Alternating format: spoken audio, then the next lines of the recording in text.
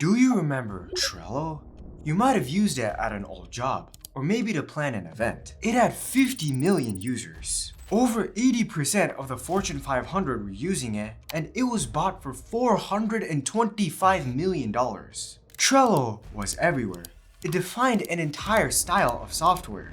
But now, Trello's own users are being told to go use a different product. Yeah. So, what happened to Trello?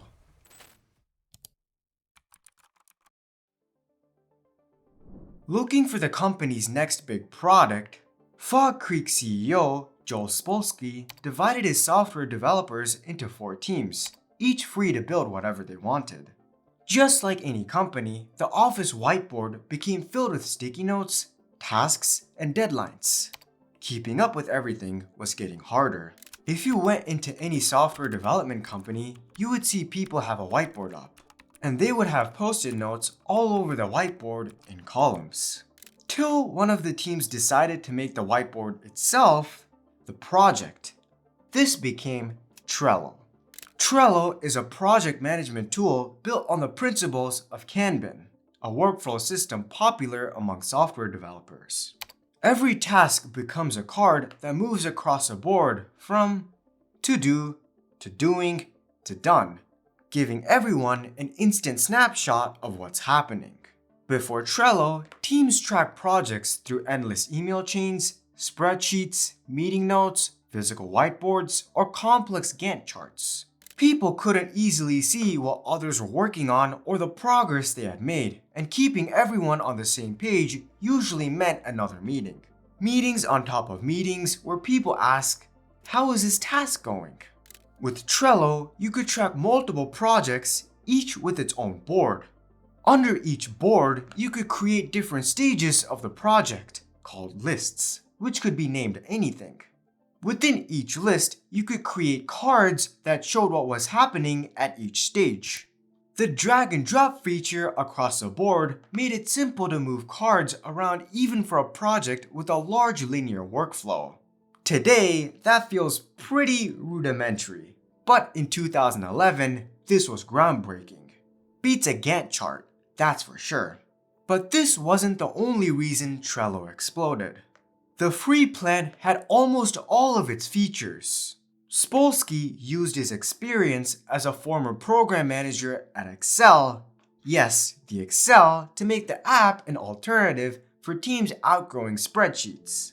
Yeah, it's that, but it's also for planning a wedding, for making a list of potential vacation spots to share with your family, for keeping track of applicants to open job positions, and for a billion other things. In fact, Trello is for anything where you want to maintain a list of lists with a group of people. But as Trello grew, the simplicity that made it so successful also came with a big downside, which we'll get to soon. The project was funded using bonuses from Fog Creek employees who believed in the idea, and eventually, it paid off. Trello launched as a finalist at TechCrunch Disrupt 2011.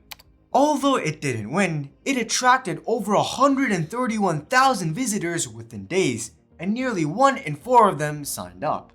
That's an insane conversion rate. 22% of visitors joined Trello. In just 6 weeks, it had over 100,000 users, and Fog Creek bootstrapped it for the next 3 years. By 2014, it had over 4.75 million users, and investors soon began to notice. They raised $10.3 million in their first major funding round. By 2015, Trello had over 10 million users, with 120,000 new users signing up each week. But soon, users ran into a bit of a ceiling. They wanted to do more than just move cards around. They wanted more depth. But here, Trello made one of their first mistakes. Instead of building those features directly into Trello, the company introduced power-ups, letting other apps fill the gaps. Solved the problem, for now, but this would hurt them downstream. For now, things were booming. Then came the acquisition. On January 9th, 2017, Atlassian bought Trello for $425 million. Everything was going great. Trello grew from roughly 19 million users in 2017 to over 50 million by 2019. It had made its way into more than 80% of Fortune 500 companies, at least according to Trello. If everything was going so well, how did Trello fall off? What happened after the Atlassian buyout?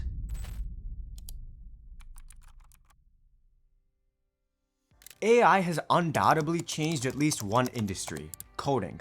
But this created a new bottleneck. There's more AI code than ever, which means devs now spend more time reviewing code than writing it. And reviewing 30,000 lines of code by hand isn't realistic either. But a generic agent doesn't fix it. It can quickly lose context on past pull requests, comments, changes, or discussions that happen in Slack outside the code. That's why developers use CodeRabbit. This is CodeRabbit, an AI code review agent that pull requests before it merges, finds the issues, and fixes them in one click. It analyzes pull requests, reasons over your codebase, and gives you easily digestible feedback before changes are merged. Reviewing a PR normally means reconstructing it file by file, but those files are listed alphabetically, which tells you nothing about how the change works.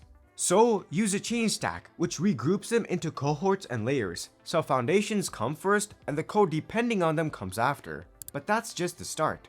Inside the change stack, click on the overview page. This gives you the full context with a summary, actionable blockers, along with all PR reviews and comments in place. Then use timeline view to see the full chronological story, every change, approval, comment, so you don't have to piece together scattered threads. So you know what happened, and just as importantly, why it happened.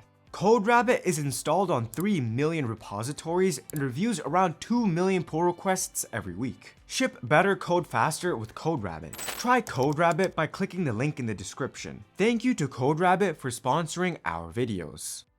At first, Atlassian had big plans for Trello. The president, Jay Simmons, set a goal of reaching 100 million monthly active users. But to do that, Atlassian doubled down on a much broader audience. By then, nearly half of Trello's users came from non-technical roles. But could one product really meet everyone's needs? Trello wanted to build a product that anyone could use. I think if you're building a product today, you should absolutely 100% start with the idea that the entire world is going to use your product. Sounds nice, but this mindset is where the problems began. Making a major horizontal product that's useful in any walk of life is almost impossible to pull off. You can't change it very much because you're competing with other horizontal products that can't amortize their development costs across a huge number of users. It's high risk, high reward. This was way back in 2012, and he was spot on. Unfortunately, Trello struggled to solve this while newer Kanban boards like Monday.com and Asana filled the gaps. Its reach was wide, but its capabilities weren't very deep. Unlike other Kanban boards, for simple tasks like time tracking, you had to integrate other plugin or other apps. I literally had to do this in a past job. We used Trello and a tracking app called Hubstaff. Meanwhile, Monday.com and Asana had built-in time tracking, centralized communication, and calendar views without needing users to leave the app. Great for businesses who want an all-in-one plug-and-play solution. I've used Trello in a few different jobs, and it felt great to use, but it never felt overly robust. Companies seem to start with it, then outgrow it. Trello catered to everyday users and business professionals, but those audiences played very different roles in its business model. This was a beginning of several mistakes. First, it anchored its business around the free plan. The app was entirely free until 2013, when it introduced customizable board backgrounds, 250 megabytes of attachment storage per board, and stickers and emojis as reasons to upgrade to a paid plan. Well, not that many bought into that. That same year, it also introduced business class for $200 a year per organization. That's absurdly generous. Some SaaS companies charge that per seat per month. Meanwhile, Trello's businesses offered unlimited integrations, additional collaboration features, read-only views, and privacy settings. But none of those changed what Trello actually did. The free plan already handled the core job of managing projects, so many businesses saw little reason to pay for extras. And when it was time to throw serious money around, other products offered deeper and better solutions. Around the time Atlassian acquired the company, Trello had around 19 million registered users, but was generating only about $10 million a year in revenue. That's roughly 50 cents per registered user per year, meaning only a tiny percentage of users were paying for everyone else, and a minuscule amount at that. Trello had millions of users, but far too few of them were paying customers. There was a bit of tension. Make a simple platform that can be used by everyone, or a deeper software for those who pay us. Was it too late to make Trello profitable? Atlassian realized it needed to change something. For years, Trello let teams create virtually unlimited boards for free, charging only for extra features. But in 2019, that changed. Free teams were now limited to just 10 boards. A year later, Trello introduced Workspace, and every board had to belong to one, making that 10-board limit much harder to avoid. Atlassian were trying to monetize Trello, but the problem is people are more willing to pay for new features than pay for features that were free in the past. This is called loss aversion. We don't tend to like losing things. Users weren't too thrilled. And all of this gets even weirder. It turns out, all this time, Atlassian had an entirely separate Kanban product. In reality, Atlassian wasn't really buying Trello in this acquisition, but something else.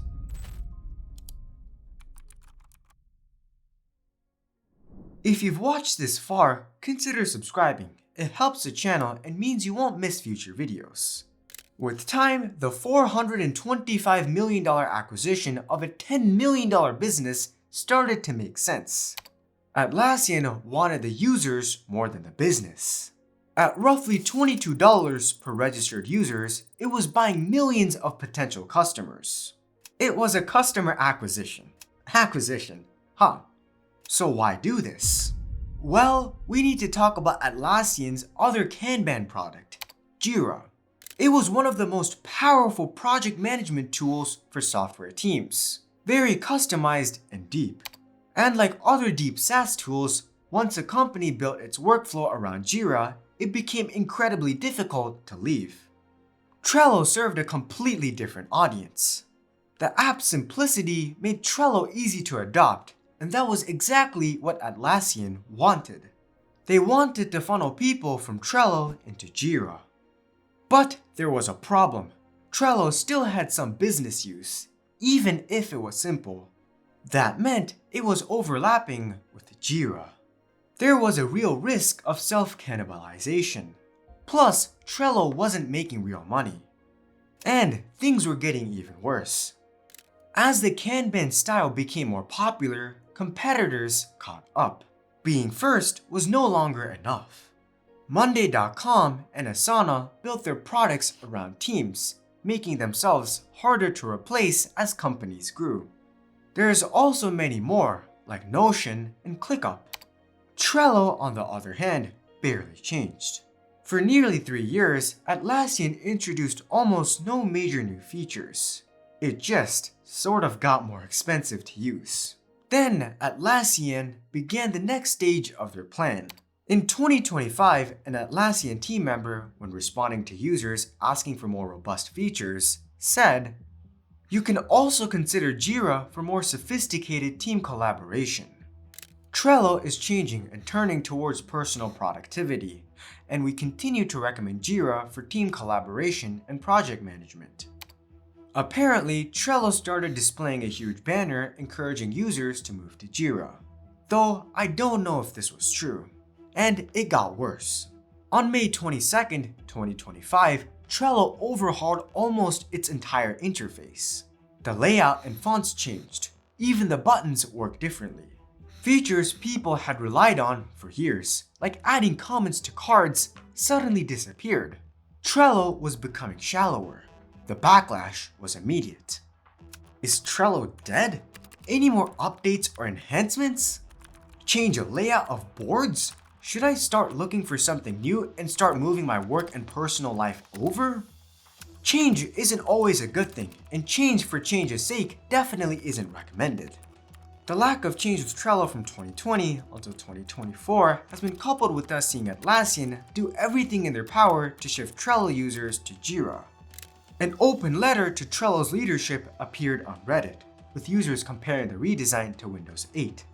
Yeah, you know it's bad when Windows 8 is the comparison. But nothing came of it. It's clear what Atlassian was doing, pushing Trello back to personal projects, and only for personal use. Users noticed that Jira's cheapest paid tier cost $7.53 against Trello's $5, and speculated Atlassian was pushing professional users up the price ladder. Users were, justifiably, rather annoyed. Unfortunately, Trello existed in a weird spot between markets. Then Atlassian hammered in the last nail. Going forward, we will not be taking new feature requests related to project management. Instead, our work will prioritize use cases related to personal productivity. Of course, the Trello support agent encourages people to move to Jira. Surprise, surprise. In the end, Trello's biggest strength became its biggest weakness. It built a product so simple that almost anyone could use it. But it never really figured out how to chase upmarket customers. Every attempt to fix that slowly chipped away at the very thing that made Trello special. Today, Trello holds less than 2% of the productivity market it helped pioneer. Ironically, Atlassian is doing better than ever, generating over $6 billion in annual revenue. Trello had finally found its place, just at the expense of those who originally loved it. Ironically, one of the SaaS tools that replaced Trello is now dying. You might have seen this brand, Monday.com. It was basically advertised on every YouTube video. But now it's collapsing, and for a surprising reason. Click here to learn the rest of the story. But until next time, I'm Shri.